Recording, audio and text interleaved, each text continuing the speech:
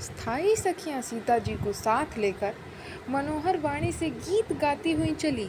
सीता जी के नवल शरीर पर सुंदर साड़ी सुशोभित है। जगजननी की महान छवि अतुलनीय है। सब आभूषण अपनी अपनी जगह पर सुशोभित है, जिन्हें सखियों ने अंग अंग में भली भांति सजाकर पहनाया है। जब सीता जी ने रंगभूमि में पैर रखा, तब उनका दिव्य रूप देखकर स्त्री पुरुष सभी मोहित हो गए। देवताओं ने हर्षित होकर नगाड़े बजाए और पुष्प बरसाकर अप्सराएं नाचने गाने लगी। सीता जी के कर कमलों में जयमाला सुशोभित है। सब राजा चकित होकर अचानक उनकी ओर देखने लगे। सीता जी चकित चित्त से श्री राम जी को देखने लगी। तब सब राजा लोग मोह के वश में हो गए। सीता जी ने मुनि के पास बैठे हुए दोनों भाइयों को देखा तो उनके नेत्र अपना खजाना पाकर ललचाकर वहीं श्री राम जी में जा लगे, स्थिर हो गए। परंतु गुरुजनों की लाज से तथा बड़े समाज को देखकर सीता जी सकुचा गई। वह श्री रामचंद्र जी को हृदय में लगाकर सखियों की ओर देखने लगी। श्री रामचंद्र जी का रूप और सीता जी की छवि देखकर स्त्री पुरुषों ने पलक मारना छोड़ दिया। सब एकटक उन्हीं को देखने लगे। सभी अपने मन में सोचते हैं पर कहते सकुचाते हैं। मन ही मन वे विधाता से विनय करते हैं, हे विधाता, जानकी की मूर्ता को शीघ्र हर लीजिए और हमारी ही ऐसी सुंदर बुद्धि उन्हें दीजिए कि जिससे बिना ही विचार किए राजा अपना प्रण छोड़कर सीता जी का विवाह राम जी से कर दें। संसार उन्हें भला कहेगा, क्योंकि यह बात सब किसी को अच्छी लगती है। हठ करने से अंत में भी हृदय जलेगा। सब लोग इसी लालसा में मग्न हो रहे हैं कि जनक जी की जानकी जी के योग्य वर तो यह सांवला ही है। तब राजा जनक ने बंदीजनों भाटों को बुलाया। वह विरुधावली वंश की कीर्ति गाते हुए चले आए। राजा ने कहा, जाकर मेरा प्रण सबसे कहो। भाट चले। उनके हृदय में कम आनंद न था।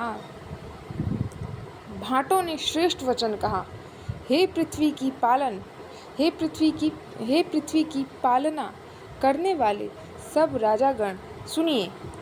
हम अपनी भुजा उठाकर जानकी का विशाल प्रण करते हैं। राजाओं की भुजाओं का बल चंद्रमा है। शिव जी का धनुष राहु है। वह भारी है, कठोर है, यह सबको विदित है। बड़े भारी योद्धा रावण और बानासुर भी इस धनुष को देखकर गौ से चुपके से चलते बने। उसे उठाना तो दूर रहा, छूने तक की हिम्मत न हुई। उसी शिव जी के कठोर धनुष को आज इस राज समाज में जो भी तोड़ेगा, तीनों लोकों की विजय के साथ ही उसको जानकी की बिना किसी विचार के हठपूर्वक वरण करेगी। प्रण सुनकर सब राजा ललसा उठे। जो वीरता के अभिमानी थे, वह मन में बहुत ही तमतामय कमर कसकर अकुचा कर उठे और अपने इष्ट देवों को सिर नवाकर चले। वे तमक कर बड़े ताव से शिव जी के धनुष की ओर देखते हैं और फिर निगाह जमाकर उसे पकड़ते हैं। करोड़ों भांति से जोर लगाते हैं, पर वह उठता ही नहीं। जिन राजाओं के मन में कुछ विवेक है वह धनुष के पास ही नहीं जाते। वह मूर्ख राजा तमक कर किटकिटा कर धनुष को पकड़ते हुए, परंतु जब नहीं उठता है तो लजाकर चले आते हैं। मानो वीरों की भुजाओं का बल पाकर वह धनुष अधिक अधिक भारी होता जाता है। तब 10,000 राजा एक बार धनुष को उठाने लगते हैं, तो भी वह उनके टाले नहीं टलता। शिव जी का वह धनुष कैसे नहीं डिगता था? शिव जी का वह धनुष कैसे नहीं डिगता था? जैसे कामी पुरुष के वचनों से सीता का मन कभी चलायमान नहीं होता।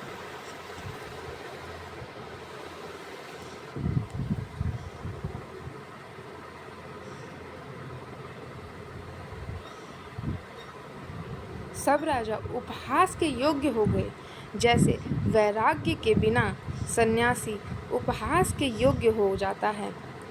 कीर्ति, विजय, बड़ी वीरता, इन सब को वह धनुष के हाथों बरबस हार कर चले गए। राजा लोग हृदय से हार कर श्रीहीन हतप्रभ हो जाते अर्थात हो गए और अपने अपने समाज में जा बैठे। राजाओं को असफल देखकर जनक अकुला उठे और ऐसे वचन बोले जो मानो क्रोध में सने हुए थे। मैंने जो प्रण ठाना था उसे सुनकर द्वीप के अनेकों राजा आए। देवता और दैत्य भी मनुष्य का शरीर धारण करके आए तथा और भी बहुत से रणधीर वीर आए, परंतु धनुष को तोड़कर मनोहर कन्या, बड़ी विजय और अत्यंत सुंदर कीर्ति को पाने वाला मानो ब्राह्मणों ने किसी को रचा ही नहीं। ब्रह्मा ने किसी को रचा ही नहीं अर्थात भगवान ने किसी को रचा ही नहीं। कहिए यह लाभ किसको अच्छा नहीं लगता, परंतु किसी ने भी शंकर जी का धनुष नहीं चढ़ाया। अरे भाई, चढ़ाना और तोड़ना तो दूर रहा, कोई तिल भर भूमि भी छुड़ा न सका। अब कोई वीरता का अभिमानी नाराज न हो। मैंने जान लिया पृथ्वी वीरों से खाली हो गई। अब आशा छोड़कर अपने अपने घर जाओ। ब्रह्मा ने सीता का विवाह लिखा ही नहीं। यदि प्रण छोड़ता हूँ तो पुण्य जाता है, इसलिए क्या करूँ, कन्या कुंवारी ही रहे। यदि मैं जानता कि पृथ्वी वीर से शून्य है तो प्रण करके उपहास का पात्र न बनता।